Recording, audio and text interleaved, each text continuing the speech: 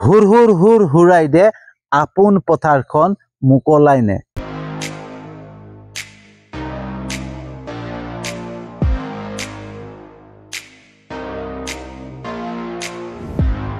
Good evening বন্ধুসকল, শুভ সন্ধ্যা। তো বন্ধুসকল, জুবিন দাৰ মনত কোনো সাম্প্ৰদায়িকতা নাছিলে, কোনো বিভেদ নাছিলে।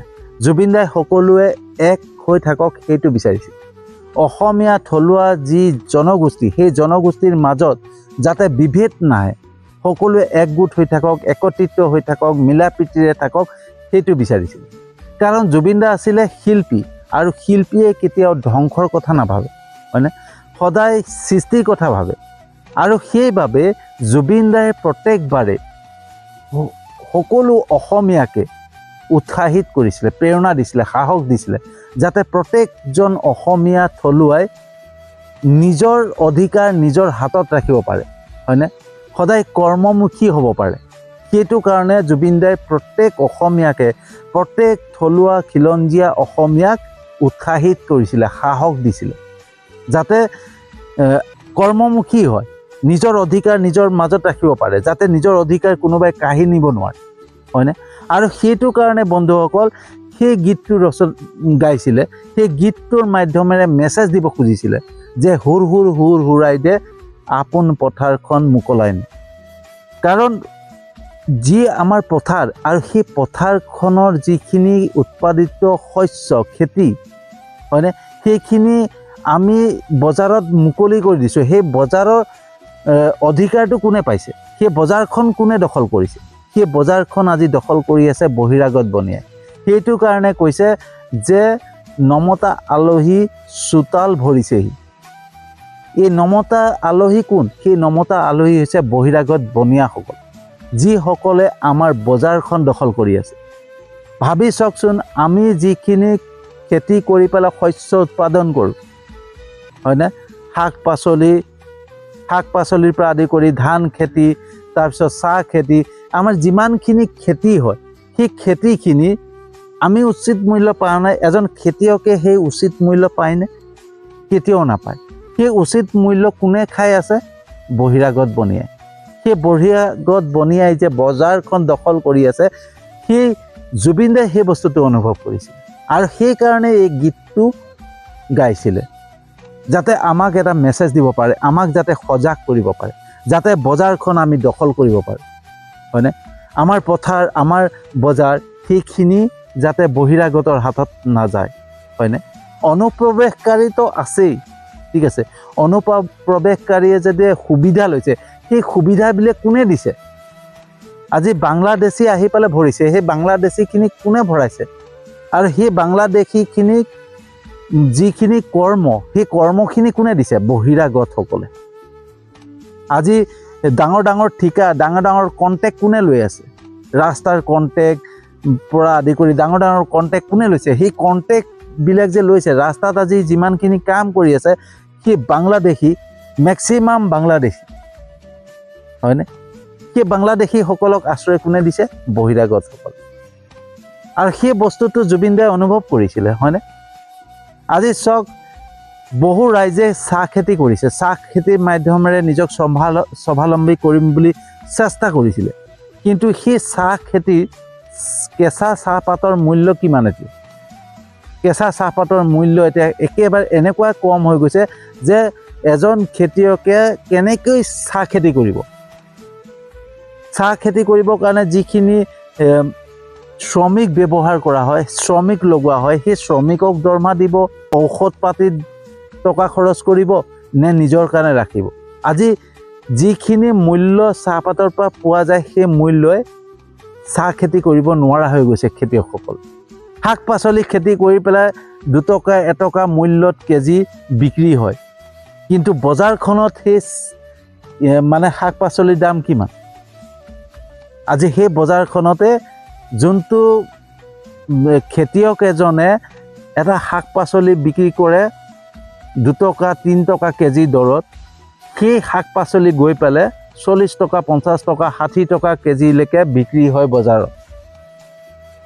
তো সেই যোনটো আমাৰ পৰা যিখিনি কাঢ়ি নিছে, আমাৰ যোনখিনি অধিকাৰ, সেই অধিকাৰখিনি কোনে পাইছে? বহিৰাগত বনিয়াই। তো সেইটো কাৰণে বহিৰাগত সকলৰ উদ্দেশ্য কৰিয়ে জুবিন দাই সেইটো কাৰণে এই গীতটোৰ মাধ্যমেৰে মেছেজ দিব খুজিছিলে যে আমাৰ অধিকাৰখিনি আমাৰ মাজত ৰাখিব লাগে, আমাৰ পথাৰ আমি মুকলাই ল'ব লাগে, হয়নে?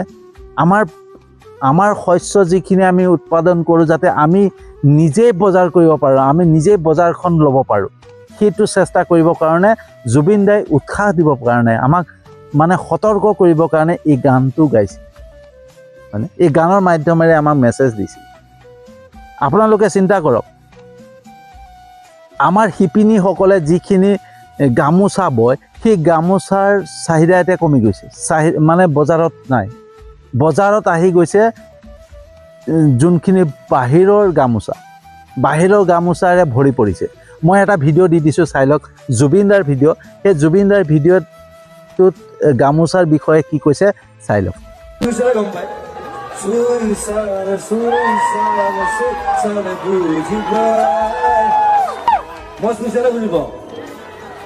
যেহেতু আমাৰ নহয়, এটা চেন্নাই হয়, এটা অসমৰ গামোচা নহয়।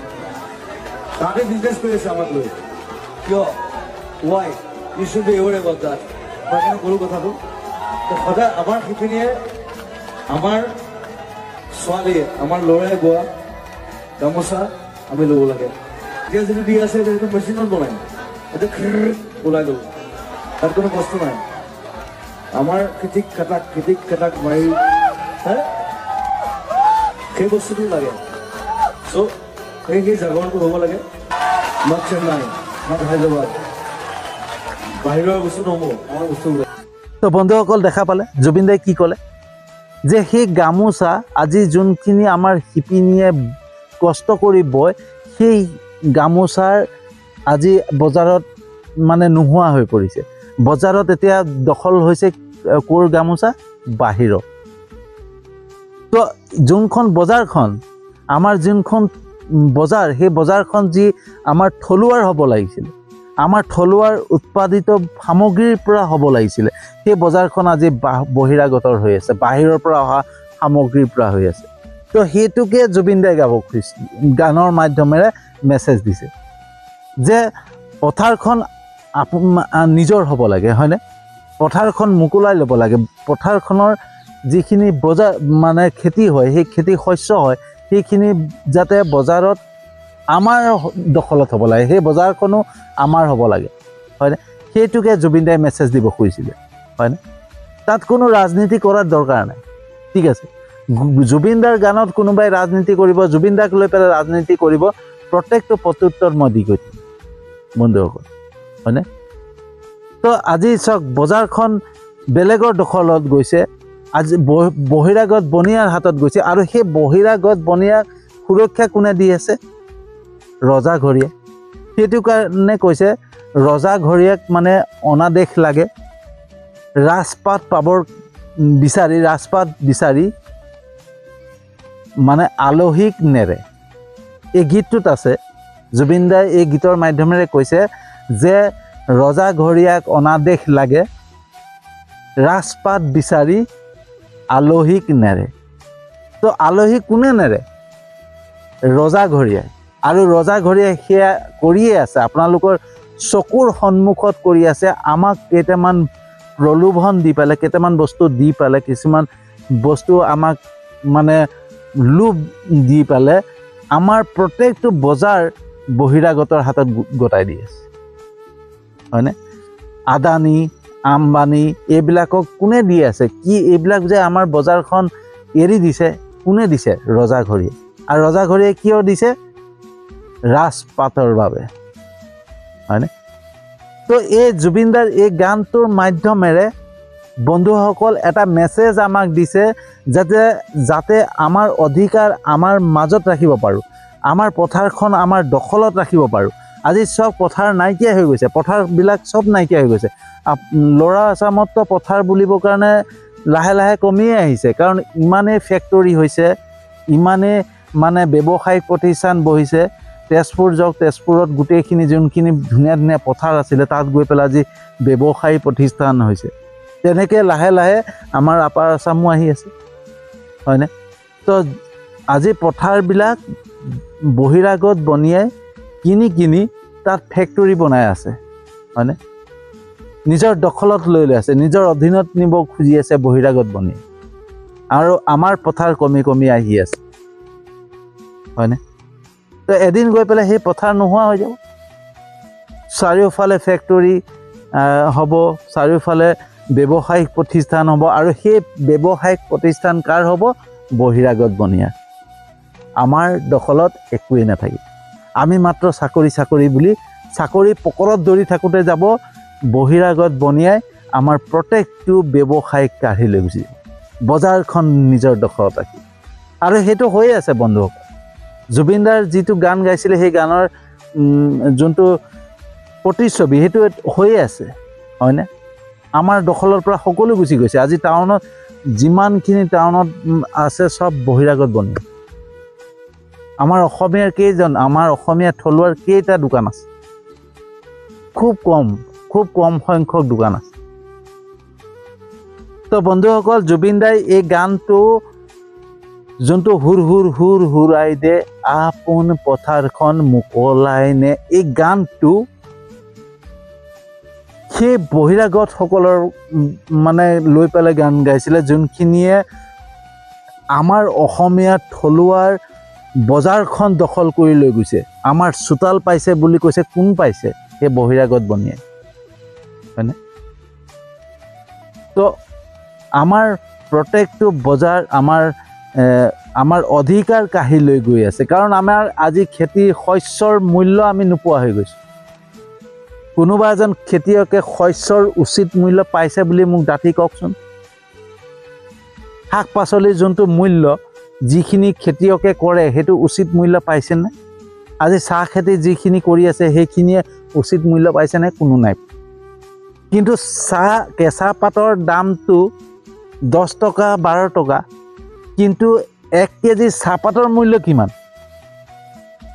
1 কেজি চাহপাতৰ মূল্য কিমান আপোনালোকে নিজে চিন্তা কৰক আমি একেবাৰে সাধাৰণ যোনটো চাহপাত কিনি খাওঁ সেইটো দামে 1 কেজিত 130 টকা 140 টকা তো 130 টকা 140 টকা একেবাৰে সাধাৰণ চাহপাতটো দাম আৰু তাৰ ওপৰতো ঢেৰ মানে যোনখিনি কোৱালিটি লৈ অধিক দাম আছে কিন্তু চাহপাতৰ মূল্য 100 টকা কেজি 100 টকাৰ ওপৰত কিন্তু কেঁচা পাতৰ মূল্য 10 টকা 12 টকা তো চাহ খেতিয়কে কেনেকৈ খেতি কৰিব আপোনালোকে নিজে চিন্তা কৰক তো জুবিনদাৰ গানটোত অৰ্থ আছে নে নাই আপোনালোকে নিজে চিন্তা কৰক আৰু কিহক লৈ পেলাই জুবিনদাই গানটো গাইছিলে আপোনালোকে ৰাইজে নিজে চিন্তা কৰক যাতে সেই গানবিলাকক লৈ পেলাই ৰাজনীতি কোনো নকৰে জুবিনদাক লৈ পেলাই কোনো ৰাজনীতি নকৰিব প্ৰত্যেকৰ উত্তৰ মই দি গৈ থাকিম প্ৰত্যেকটো গানৰে এই গানটোক লৈ পেলাই ৰাজনীতি চলিছে হুৰ হুৰাই দে আপোন পথাৰখন মুকলাই দে এই গানটোক লৈ পেলাই ৰাজনীতি